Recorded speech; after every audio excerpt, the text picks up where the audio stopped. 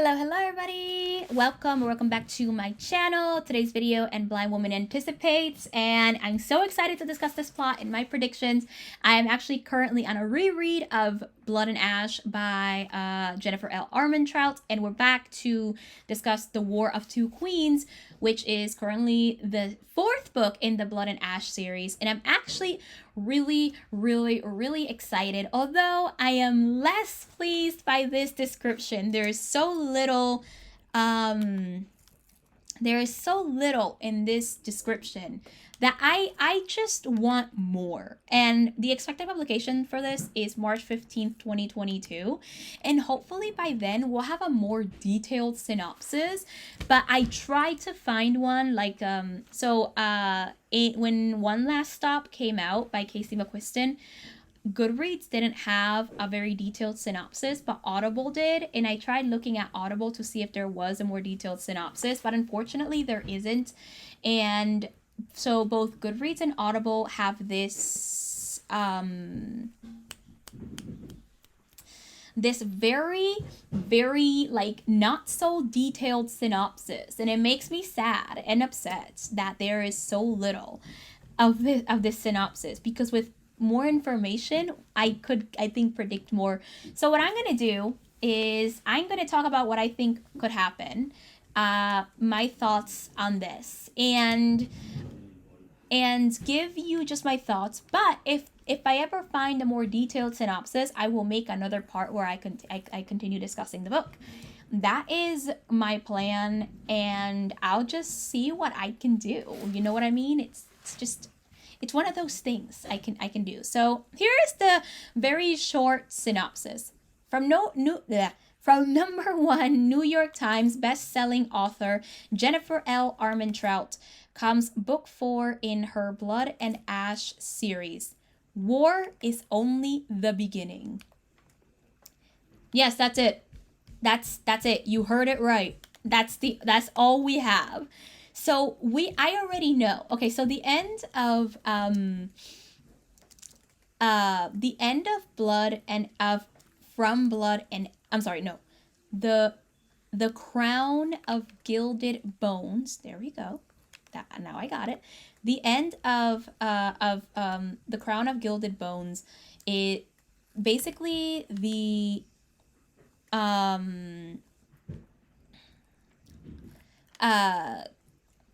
what am I missing? Okay. So basically they have a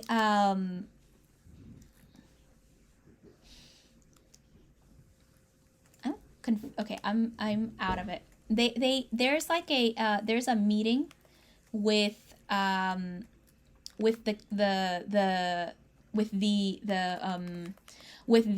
king of with the king of I forgot the name of this kingdom, but basically there's like a meeting, and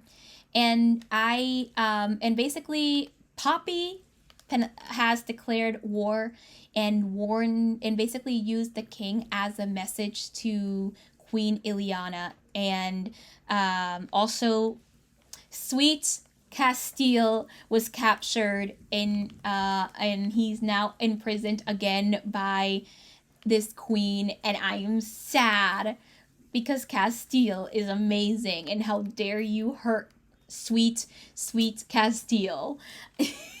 But at least the author makes me want to read more. So yeah, no, it's exciting. But basically that is kind of something that is happening, right? That's something that's kind of how it ended, and now we're under war. So we know by the end of the Crown of Gilded Bones that there will be war.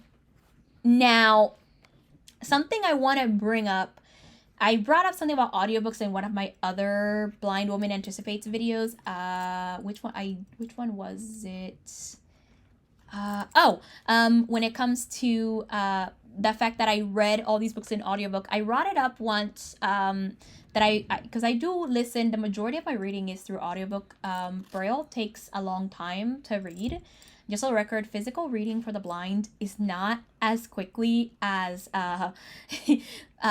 sighted people physical reading. We have to use our fingers, so it takes some time. So any Braille book I read could take me up to a couple of months to days, depending on it, on how often or how much time I devote to reading physical. But audiobooks usually take, depending if I'm in a reading slump or not, takes a couple of days to maybe a week.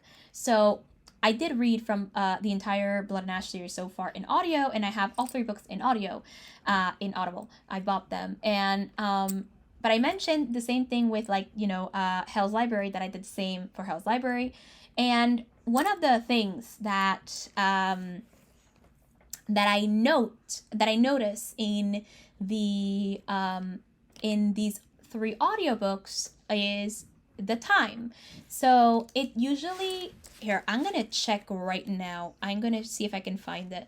But I know that it seems like the fourth book, it might be shorter in time. If I remember correctly, let me see. I'm gonna type in Blood and Ash on Audible so that I can see like the exact hour count, because this is something that I have a reason to talk about this, but I know that the hour count is vastly different in each audiobook, but usually that means that they keep getting longer. And they do keep getting longer, and because of that, there's always more to talk about. So From Blood and Ash is, let's see if I can find, I'm looking for it as we speak. Let me see. No. Okay, where are details? This is hard to find. But okay, from what I remember, it's about 19 hours.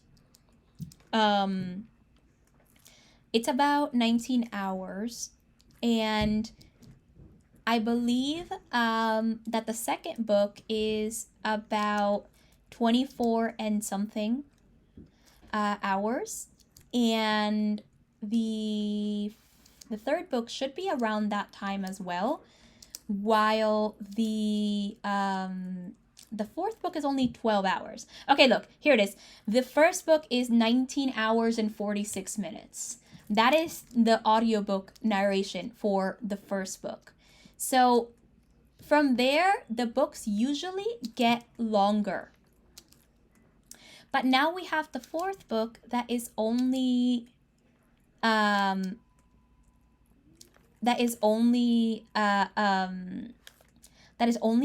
hours. Oh, here it is. Look at this. Yep, here it is. A Kingdom of Flesh and Fire, which is the second book. It gets longer. See, 24 hours and 21 minutes. And The Crown of Gilded Bones is 25 hours and 22 minutes. So they do keep getting longer, and then you have now The War of Two Queens, which is now only 12 hours, which I looked up earlier. It's only 12 hours. It makes me think that this book might be a setup for something on the fifth book, if it's going to be that short of time. I don't know how many pages it is. I didn't see a page number in the Goodreads thing, but it makes me think that this fourth book is going to be a setup for something on the fifth book, and it makes me wonder what it is going to set up. I feel like with every book in the Blood and Ash series, we find out new things about the world and the magic, and in the first three books, Poppy is kind of discovering her gift. Like in the third book, she basically discovers she's a goddess. She's a child of the gods.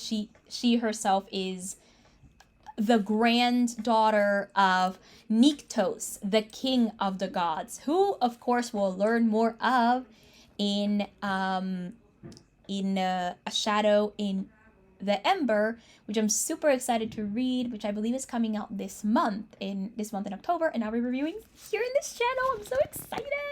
This is the reason I'm reading the Blood and Ash series all over again per this book, because I want to remember everything in this world and then compare to like the prequel, even though I probably don't need to read it, but still I don't care. I love this too much. So she, we find out she's the granddaughter of Niktos, so she herself is a goddess. So she's found that out. She also found out that her father, she used to think her father was Khaled?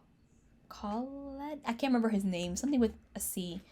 But she finds out that her dad is, I believe his name is Iris, or something in that form. And he is the twin to that specific god that her mother Isbeth originally, or Ileana originally, loved. So there's like so many twists and so much information that's being found. So I wonder, is she going to find out more information about her family, how the Dracons work, like how they are? Are we going to get more information on these creatures? There's definitely going to be a lot of war planning. So now that Castile isn't there, I have questions. Are they going to finally write Castile's point of view are they going to finally, is she going to include Castile's point of view? Because mainly we have been in Poppy's head, and now don't get me wrong, I love Poppy and I love being in her head. However, I did always want Castile's point of view in these 3 books, and I was hoping that in A Kingdom of Flesh and Fire we would get it after reading From Blood and Ash, but we didn't get it then, and we did not get it in The Crown of Gilded Bones. So it makes me wonder, are we going to have his point of view in this one? Because now Castile is not with Poppy. Are we going to have his point of view? Is it going to be something we're gonna have because he's not there? Are we gonna see what he's going through and then switch to Poppy? Or is it going to be just Poppy's point of view as war occurs and she has to take care of her new Atlantia, her new home and kingdom?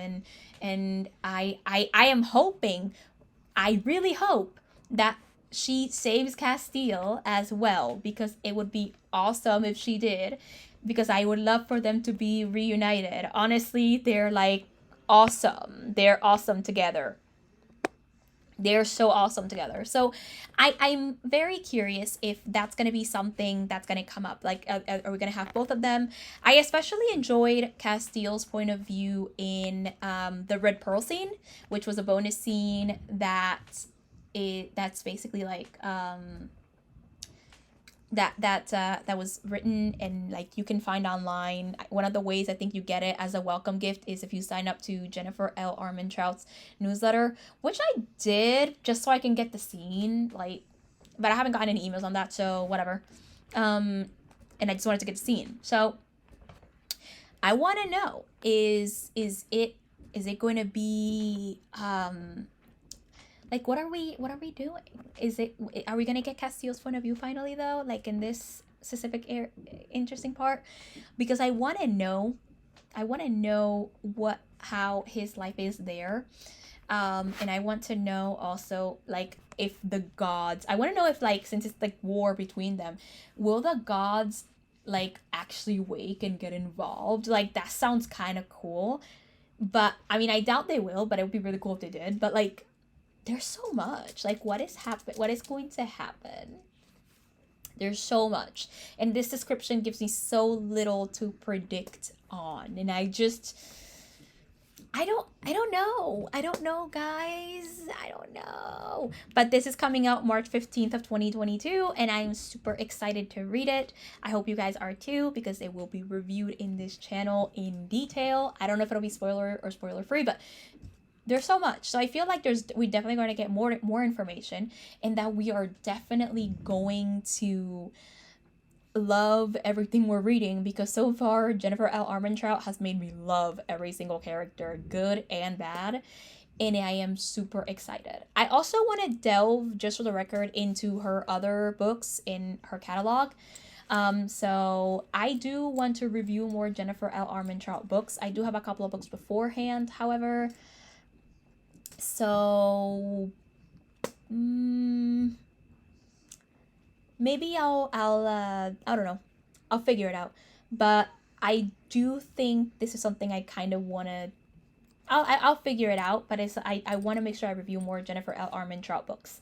So yes, I'm very excited. Let me know your thoughts in the comment section. Have you read the Blood and Ash series, and are you excited to read A Shadow in the Ember?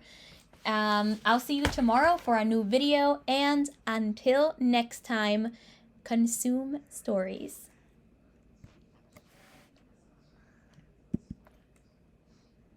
Voice of your mute button. 0% on stop recording button.